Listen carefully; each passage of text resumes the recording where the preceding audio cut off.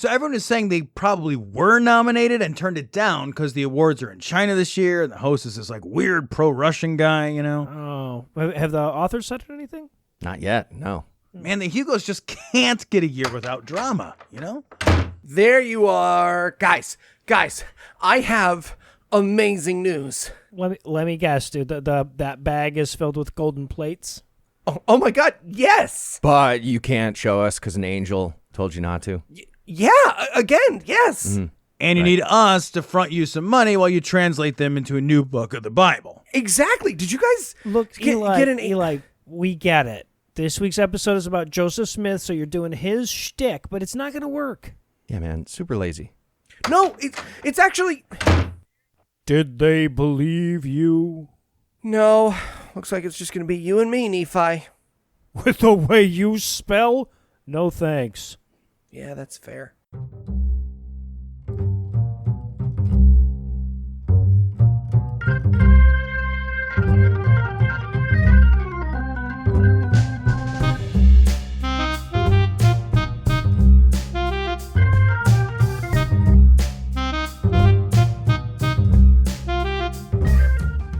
Hello and welcome to Citation Needed, the podcast where we choose a subject, read a single article about it on Wikipedia, and pretend we're experts, because this is the internet, and that's how it works now. I'm Eli Bosnick, and I'll be leading this mockery of the Moroni tonight, but I'll need some Martins to join me in the harassment. So, let's meet three men What is who are... happening with this? Oh, there's a Martin Harris. Thank That's you. Yeah, such it's a some deep cut. cut shit here, man. Mormon listeners, gonna They're love so this spread one. out in the sentence, too. Okay. So let's meet three men who are definitely white, but not particularly delightsome. Noah, Heath, and Tom. Okay, I'm delightsome. I'm some... You know, like George Santos is Jewish, right? Like, I'll admit it. I'm the miracle whip of caucasity. That's fine. Well, I guess today I learned that delightsome is a word and that I'm not it. So that's a nice start for my day. I love we're 3 minutes in and we're already like, there's two deep cut Mormon jokes that Tom's like, what the fuck is happening? Oh, buckle in, Tom. Buckle in. I Googled delightsome. I thought you made that word up. That is an ugly word. It sure is. But before we begin tonight, I'd like to take a moment to thank our patrons. Patrons, if you're going to learn anything from this week's episode, it's that there are a lot dumber ways to spend your money than on us. So thank you. And if you'd like to learn how to join their ranks, be sure to stick around till the end of the show. And with that out of the way, tell us, Tom, what person, place, thing, concept, phenomenon, or event will we be talking about today? Today we'll be talking about Joseph Smith. And Noah, how the hell do we not already have a Citation Needed episode on Joseph Right? Smith? Yeah, no, I was so shocked by that oversight that I had to I did 4 searches of all of our spreadsheets, and then I asked Tim, I'm like, Tim, I've got to be overlooking this. But somehow, no, he has never had an episode. So in my continuing effort to make Cecil regret taking time off, I wanted to follow up my Pat Robertson essay with a complimentary, historically evil, hilariously hateable dead person. Fair enough. So Noah, tell us, who was Joseph Smith? Okay, so to be honest, that's actually a pretty hard question to answer because virtually everything written about him was written with an intention other than accurate historical portrayal. Right? So on the one hand, you have actual literal hagiography, but on the other extreme of the spectrum, you have bigots trying to persecute a religious minority by besmirching the name of its founder. No, of course, to be fair here, Joseph Smith's name comes pretty much pre-smirched, I guess. So these bigots didn't have to try very hard. Yeah, and we call at least some of those bigots former accomplices. Well, right. So, you know. Yeah, also, if discriminating against the inventor of a virulently racist and misogynist religious scam is bigotry, then I guess I gotta raise my hand and look for my new friends. Yeah, you're good. You're good. But Okay. That being said, there are bigoted reasons why one can hate a religion that isn't, theirs, and that happens to Mormons as well as the legitimate hating them for just being misogynistic white supremacists. Anyway, Broken clock. Like, they get there. right, They get there. thank you. exactly. Right. Yeah. Yeah. Right. So, but no, the key here, though, is it can be genuinely difficult to tease out the authentic history when you look into this. And I want to present both sides in this essay. So, either Joseph Smith was repeatedly visited by angels who gave him excuses for showing up to work late, was gifted a golden Bible and an unknown Egyptian script along with a magic rock that he could use to interpret the writing on those golden plates. On the condition that he never showed anyone the golden Bible or any evidence that it existed, he translated the story of an unknown ocean-crossing Bronze Age Jewish tribe in pre-Columbian America, started God's one true religion, continued to receive holy revelation that included God telling him to have sex with as many young women as possible, start an army, crush those who spoke against him, and install himself as the king of America, or the rest of this essay. Okay, fair and balanced. That's good. Like the New York Times covering Uri Geller. Like it could be either. Maybe he was magic, maybe not. So we're going to start off with some stuff that everybody can agree on. Joseph Smith was born at the tail end of 1805 in Vermont. He was one of 11 children of Joseph Smith Sr. and Lucy Mack Smith. Now, it would seem that the elder Joseph was an overachiever in the field of underachieving. So after a few bad investments, an ill-fated business venture, and 3 consecutive years of crop failures, the family moved from Vermont to Palmyra, New York.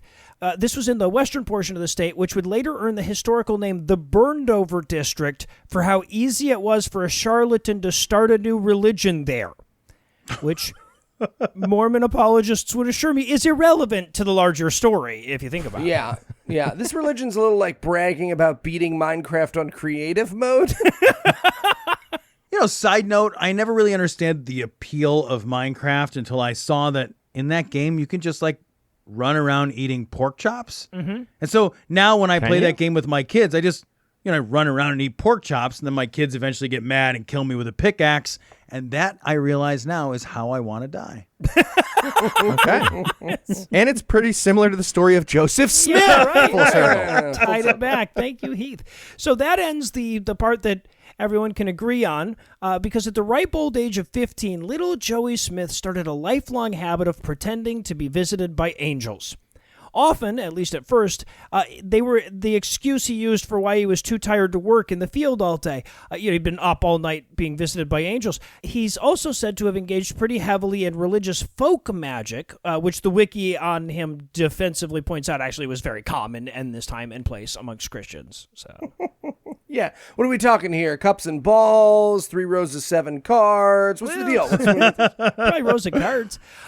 So now, by all the non-hagiographical accounts, Smith was a fantastically lazy individual.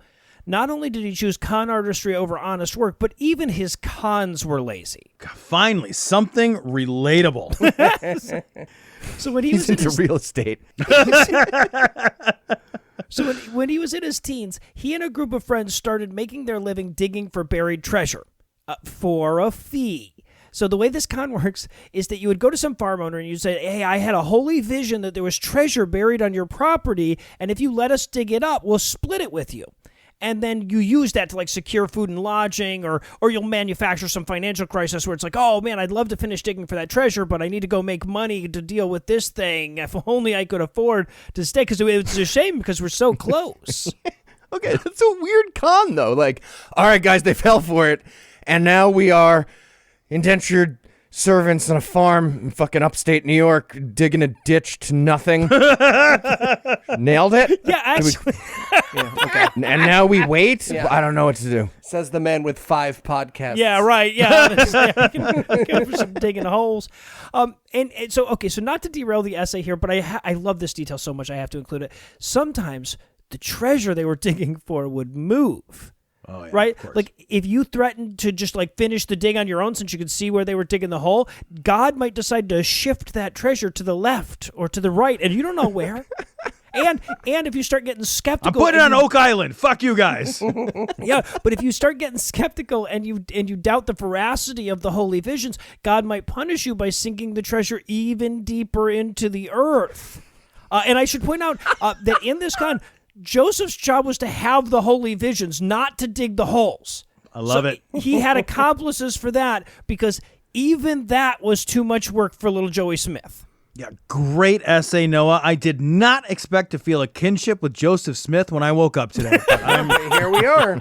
That's my boy. So anyway, about 10 years after, he had a vision where literal Jesus and literal God appeared to him in the woods and demanded that he reform their church. He decided to tell anyone about it. Actually, he says he told a Methodist preacher at the time, but that preacher dismissed the idea with such contempt that Joey was reticent to talk about it after that. Because, like, you know how, like, on the one hand, you've been commanded by the creator of all things to do something, but on the other hand, you're not super comfortable with confrontation. You err on the side of the latter. It's like that. For a while, anyway. But then he decides to start telling people about the decade-old command from God. Okay, you joke, Noah, but I know for a fact that there are people listening to this podcast who would way rather defy God than point out that someone had cut in front of them in line. So,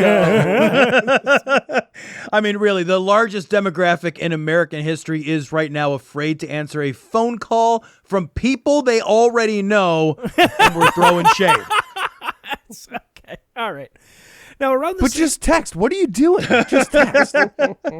Now, around the same time, Suspect. he's either visited by an angel named Moroni, or else he lies. Fun fact, lies are a thing that can be proven to exist. Anyway, he claims that the angel told him that there was a book made of golden plates, and there was also an ancient breastplate and a set of interpreters and some seer stones. Anyway, they're all buried in a hill nearby, and he should go get them and use them to restore Christ's true church. So he went to get them, but either the angel wouldn't let him, or making fake golden plates turned out to be way harder than he'd assumed because he didn't get them. The angel told him his princess was in another castle or something and that he should come back next year. But in the following year, faking golden plates was just as hard, so he also didn't get them then. This charade went on for 4 years. God damn it, what? Until he, So stupid. Yeah, until he eventually hit on the brilliant idea that he could just tell everybody that no one was allowed to see the golden plates, or hear him shake them. Okay. yeah, no I shaking. guess that works too. You can just change the original lie Right. because you made it up about what God showed you. But he's such an idiot, and he apparently was gaslighting himself about that God vision being true. So he spent 4 years trying to find the lie and couldn't do it, of course. And then he added a second lie about gold that can't pee when you're looking. Just have a new God vision, man. Learn to lie better. Noah, I end up giving notes to shitty people all the time. I don't know why I help. Just trying to come up with the best possible lie, like George Costanza. Noah, I think I understand the book and the interpreters and the seer stones, but why the breastplate? Oh, no. Was he gonna go conquistadoring about Upper New York or so? What the fuck is that for? No. Righteousness, I think. I forget Yeah, what it probably, says. yeah. So now it's worth interjecting here that Joseph Smith described the dimensions of these plates, and he said they were made of gold. Now, some folks have done the math on it, and they've determined that the plates would have weighed at least 140 pounds. Jesus Christ. That's 63 kilos. But regardless, he was able to recover them, then rush home with them through the woods while fighting off 3 attackers that he claims were trying to rob him and melt down God's precious gold. He's gonna rush with 140 pounds. Under Yeah. one arm, yes. Yeah, right. Yeah. Yeah. Needless to say, nobody saw That's these why I attackers. invented CrossFit. I invented CrossFit before I found these. Yeah, so right, it was no, really it's- good timing. Really good timing in that. No, needless to say, nobody saw the attackers any more than anyone saw the golden plates. I love how he keeps panicking and adding another lie for no Right, reason. yeah. That just makes it harder for him. It brings up more questions. Like, hey, did you get the gold plates? Yes, but I got attacked by ninjas. And because they were leprechauns. Leprechaun That's why ninjas. I don't have. Wait, why are there leprechauns? Is that? Well, yeah, I did say that. They gave me wings and I can fly now. Shit! Why do I keep talking? You have to look away from the gold. It's like peeing. Fun fact, while Joseph did describe the dimensions of the plates and the height of the stack, he didn't say that the stack was all golden plates. So a Oh my modern God. apologetic about the weight of the plates is that there was lots of air between just a few hover plates Yep. that made up the ancient... That's real. So by this time, he had married a young woman named Emma Hale, whose father strenuously objected to their union because he was a known fraud. He'd already been arrested at this point, by the way, on charges of being a disorderly person in 1826 in New York. That's the year before he married Emma. This would not be his last arrest. Yes, but an arrest would be Joseph Smith's last. So. Yes, no, that's true. That's true. Spoiler. So now that he's got the plates, trust me, they're in a box. You just can't open it and look in it. He needed the time and space to translate them. And that meant that he needed someone else, of course, to provide him with food and lodging that entire time. So he turned to his relatively wealthy neighbor, Martin Harris.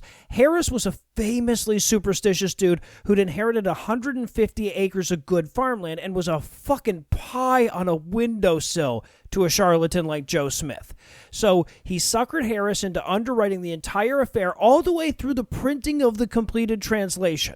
You know what always kills me about these scams is how much fucking like just risk and work goes into just not getting a job. Right. It's like being too lazy to get the ladder from your garage, so you spend 40 minutes like balancing a stool on a chair on the coffee table, trying to change the light bulb.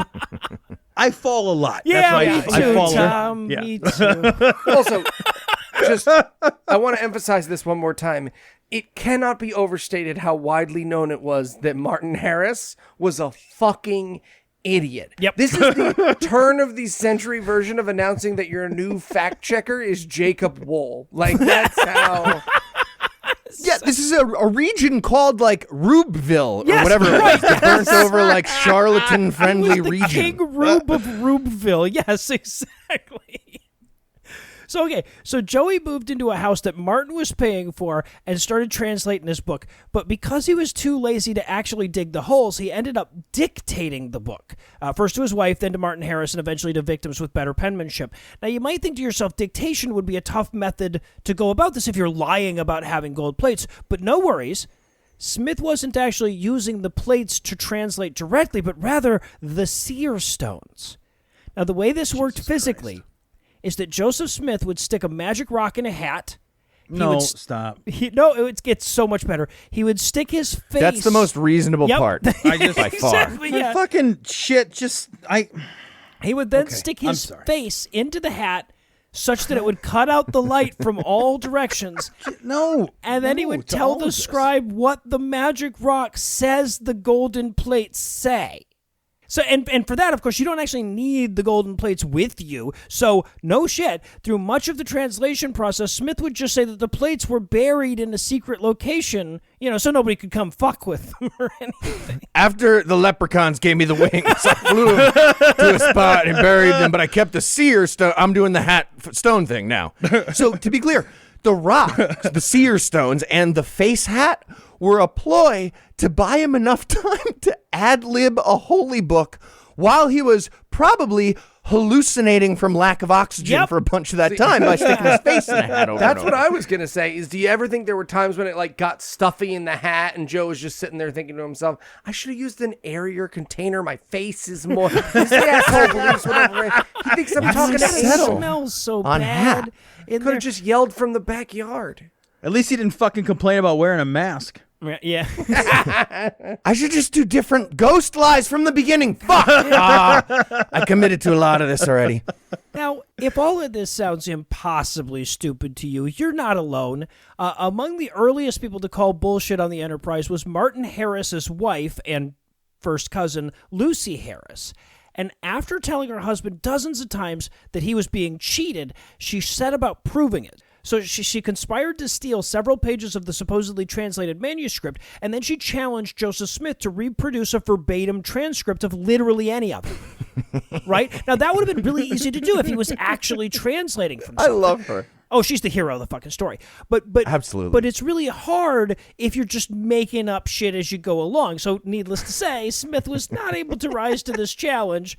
Instead, he said God was mad at him for getting those pages stolen and forbade him from retranslating them. Okay, but he tried to translate for a second, and he was like, Jesus came to Binghamton. Fuck you. God said no, absolutely not. So by hook or by crook, and mostly by crook, Smith did manage to get the entire book written, and as a person who's read it from cover to cover, I can assure you that it reads exactly like a barely educated guy was making some shit up as he went along and was unable to ask how the paragraph he was in the middle of started.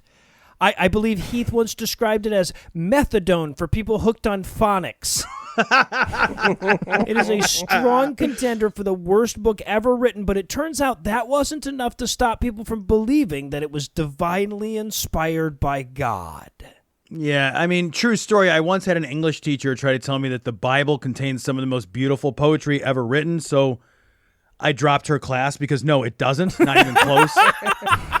You're just wrong. Bad. So yeah, I guess writing quality is not an impediment to belief, is what I'm saying. Sure is. No, it is not. All right. Well, turns out stupid is as stupid does. So we'll take a quick break for some apropos of nothing.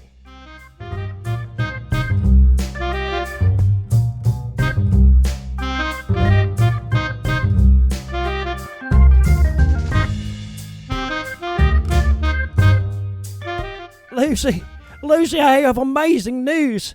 What is it, Martin? So, you know how you've had your doubts about Brother Joseph? Yep, big time. What's up, buddy? Well, what are we doing? I have now seen with my very eyes the seer stones. Oh, I'm going to regret asking this. What are the seer stones? They're the magic rocks that translate the plates for Joseph. They glow with God's holy light and transform the text for him. Mm-hmm. And have you seen them glow, Martin?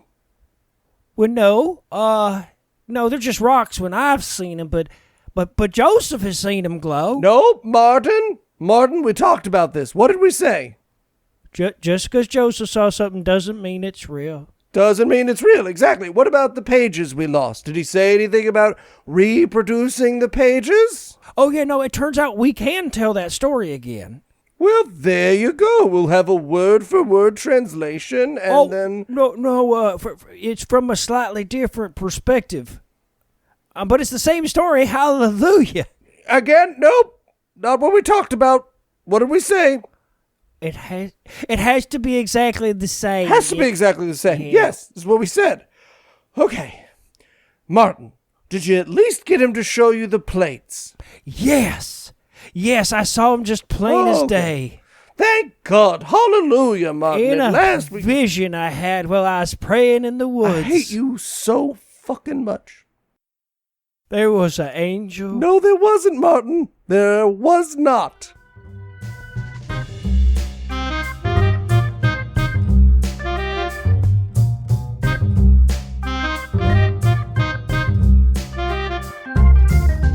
And we're back. When we left off, Joseph Smith had upstate New York's nose, and they were going to pay him handsomely for it. What happened next? So the Book of Mormon first went on sale in March of 1830. And it's been a bitch to get good seats ever since. Yeah, tell me about it. So a few days later, Smith formally organized his Church of Christ, and a few weeks later, he was arrested again for being so damn disorderly. And I'm not sure what the details are surrounding that one, but apparently he was acquitted, but still felt the need to dip the fuck out of town to escape from an angry mob. Yeah, an incident whose frequency is surpassed only by the "and it came to passes" in the book itself. Yeah, no shit. Now, just because the book was done didn't mean Joseph Smith stopped getting revelations from God. If anything, he actually got more revelations at this point. But pretty soon, the inner circle of leaders that had coalesced around him decided they wanted in on the action, so they started having visions from God too. But then Joseph Smith had visions that their visions didn't count. But then they had visions that said, yes, they did actually count. But then he had visions that, no, they didn't double stamp, no backseats. All right, he's giving me a sealed envelope. It says, God triple stamps your double stamp. Okay, that's pretty good. I don't know how he did that. Fuck. He's been seeing God. Yeah, and I want to be clear here. Noah's not joking. If you go on the Mormon Church's website and look at the official church canon in Mormonism, it includes an angel coming to cancel out a Joe Angel canceling angel. Yes. Okay, but did anyone have a revelation while on base? Because I'm going to try that. Yeah, I was on that's base. Exactly the kind of shit we're doing here. So suffice to say, within minutes, this church started to break apart. But the part that stayed with Joseph Smith headed west. Now, this is 1830, so west was fucking Missouri. But on their way, they stopped in a town called Kirkland, Ohio. where a charismatic preacher named Sidney Rigdon converted his entire congregation to their religion and damn near doubled the size of Mormonism overnight. Around that time, Smith had a revelation that actually, when God had said Missouri, what he meant was Kirkland, Ohio. And it turns out that their promised Zion was actually Eastern Cleveland. Okay, that should be all the evidence anyone ever needed that Joe Smith was not a prophet. Like, he got it wrong, and also Cleveland. Yeah, when your prophet is a Kirkland signature prophet, that should be a bad sign. That is a bad sign. So Smith's burgeoning cult grew quickly in Ohio, swelling to over 1,500 members by 1835, and it was around that time that Smith had this new revelation from God about how everyone should give him literally all of their money. So they did. He set up this shady-ass bank called the Kirtland Safety Society. He gave all the depositors fucking ye oldie Bored Ape pictures or whatever, and he stole all their money. like literally, the bank failed 3 weeks after it opened. The bank closed a few months later permanently with over $100,000 in unresolved debt. Smith would personally get sued at least 17 times over it.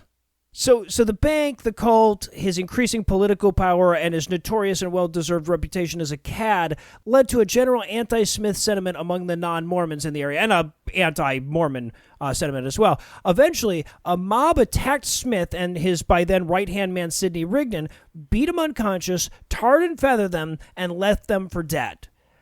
Or I feel like left them for dead is an overstatement. That's what it says on the Wikipedia article, but I feel like that's only true in the sense that anytime you leave someone without providing them with medical care, it's for dead, right? Regardless, though, they left him unconscious and tarred and feathered.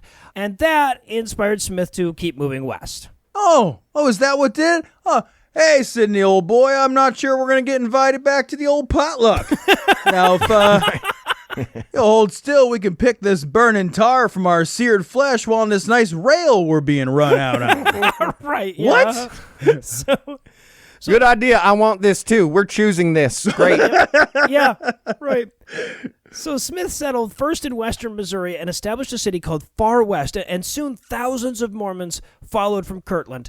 This is about the time that shit boiled over with his inner circle, and he expelled many of the most prominent members of his church, including the people who stepped in after Martin Harris back in the translation days. Officially, they were charged with misusing church property and finances, but the reality was that Smith was just sick of the constant power struggles. Several of them would go on, of course, to found their own schism versions of Mormonism. Yeah, and like all bands, their solo stuff was way worse. It really was. A lot of Yeah, ballads. the magic was lost. So Sidney Rigdon remained by Smith's side, though, and in 1838, at a July 4th celebration, he started publicly talking about a war of extermination against all the non-Mormons in Missouri. Now, while that might seem a bit ambitious for an 8-year-old religion with maybe 10,000 followers, it's worth noting that Smith had a proto-army of vigilantes by that point called the Danites, and the Danites saw action. After some scuffles over who did and didn't get to vote in the 1838 election, the Danites attacked non-Mormons and eventually the Missouri militia in a series of skirmishes rather grandiloquently known as the 1838 Mormon War. At least 22 people would die in the fighting. Yeah, I always wonder about the guys who die early in like low stakes niche battles. Like, what does it say on their tombstones? Like, here lies Tom. He died as pointlessly as he lived. Yeah, no one is ever going to be impressed by his number. Yeah.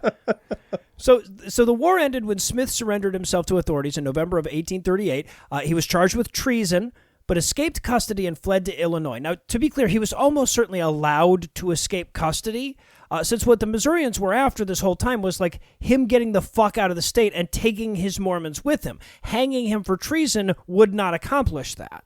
Okay, but after he takes all the Mormons away, maybe go find him and kill him, right? That was the I'm plan. pretty sure they don't. Oh, yeah. You No, should they have fucking done that. absolutely try to do that, yeah.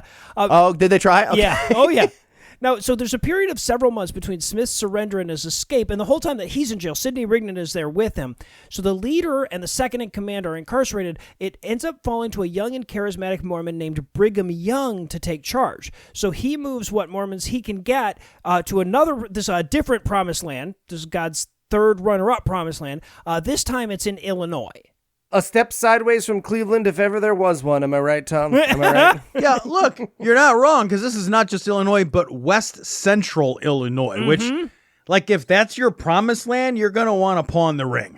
All right? That's not... So, now, obviously, I'm telling this story with a distinct anti-Mormon bias, but I want to be clear that there actually was some amount of genuine persecution going on simply because Mormonism wasn't one of the approved forms of Christianity. At one point, the governor of Missouri signed an order expelling all Mormons from the state, and states aren't really supposed to forbid entire religions from them. There's a whole constitution about that. What if you sincerely hold that you hate that religion? Well, that's a different story, yeah. What if you have a triple stamp, double stamp, a sealed envelope, Angel? Come on. I was going to say, Noah, you're dating this episode by our Supreme Court here. Right, yeah. It was far more progressive back then. So on top of that, most of the deaths in the Mormon War came during a mass killing at the hands of the Missouri militia known to history as the Haun's Mill Massacre. The point of all of this is that when the Mormons moved to Illinois, they were welcomed to the state as religious refugees. Yeah, welcome to Lowered Guard, Missouri, brothers and sisters. Have a gun! Yeah, that's exactly what fucking happened, right? Because after his arrival, Smith parlayed all of that goodwill into an incredibly liberal charter for the new city that granted him virtual autonomy and governance, which, among other things, enabled Smith to fight off extradition to Missouri. The charter also authorized the Nauvoo Legion, a standing military force operated by the settlement and independent of the U.S. military, despite the fact that Smith was presently charged with treason. What? Yeah, no, and upon inception, the Nauvoo Legion immediately became the largest body of armed men in the state of Illinois. What is Illinois doing here? Like, hey, welcome to the state. Is that 10,000 guys doing dive rolls Yes, you got that's behind exactly you? what they were fucking They seem doing. aggressive. Yeah. You want to make an army out of them that we can't control? You do whatever you want from now on. What the fuck? Well, keep in mind, Nauvoo was also the largest city in Illinois at the time as well. So Jesus, what? Yeah. So it was around this time, too, that that God decided that Joseph Smith should be fucking more women. And isn't it a coinkydink that this literally happens always for every cult every time? Yeah, God always seems to want the same thing, yeah. So in 1840, Smith would start quietly introducing the concept of plural marriage to his religion, though at first he restricted it to just himself and his inner circle. And to be clear, fucking women other than his wife was nothing new. It's just in 1840 he stopped officially lying about it.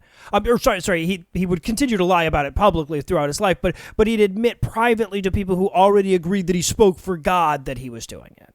Right. And I also want to be clear that official Mormon doctrine is that Joseph Smith didn't want to fuck all those women half his age, but God made him. It broke his heart. He was so worried about Emma. Yeah. So by 1842, the Mormons had pissed away whatever goodwill they were granted by their mistreatment in Missouri, and fearing a repeat of 1838, Smith petitioned to have Nauvoo declared an independent territory with the right to call out federal troops. He was told to go fuck himself. So he wrote to all the candidates for the upcoming presidential election, asked if they would make his city its own fucking state. They also told him to go fuck himself, so he ran for president. Okay, Noah, even though I know he didn't win and that this was 181 years ago, after the last few years, I still feel a little nervous. Yeah, I still know. feel a little I nervous. know. I feel nervous telling you the story. so, What does Nate Silver say about this? Let's check and do the opposite. So in 1844, Smith pissed off a few men in his inner circle by, among other things, proposing to their wives. And when they confronted him about it, he had them both excommunicated. So they moved one town over, started their own Mormonism, and they bought a printing press to publish an anti-Joseph Smith newspaper called the Nauvoo Expositor. In their debut issue, they accused Joseph Smith of polygamy and of preaching a doctrine of many gods that said that men and women could ascend to godhood. Both of these allegations were true. This would be also their last issue, as immediately upon reading the paper, Smith ordered the Nauvoo Legion to destroy their printing press. Okay.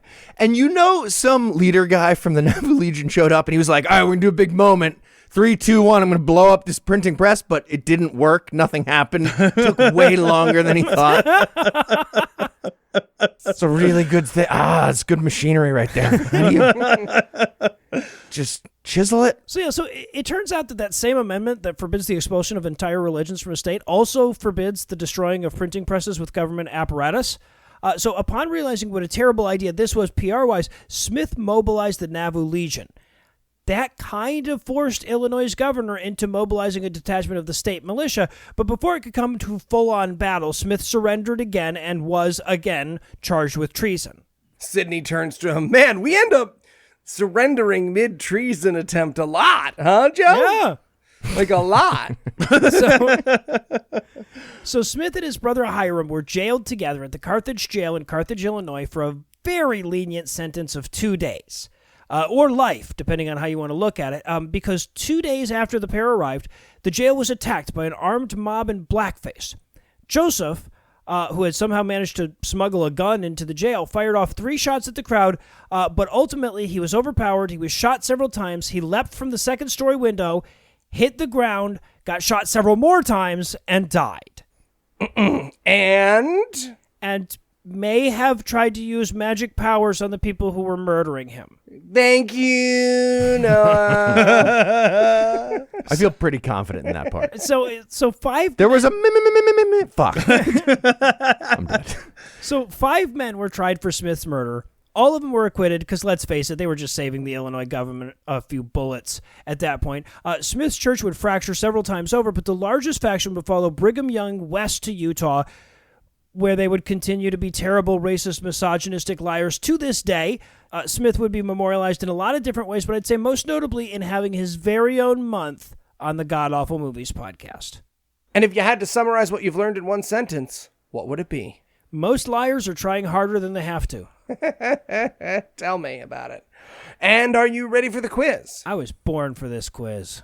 All right, Noah, which of the following is the best hint that maybe being Mormon is fucking dumb? Oh. A, if a god decides to set up shop in upstate New York.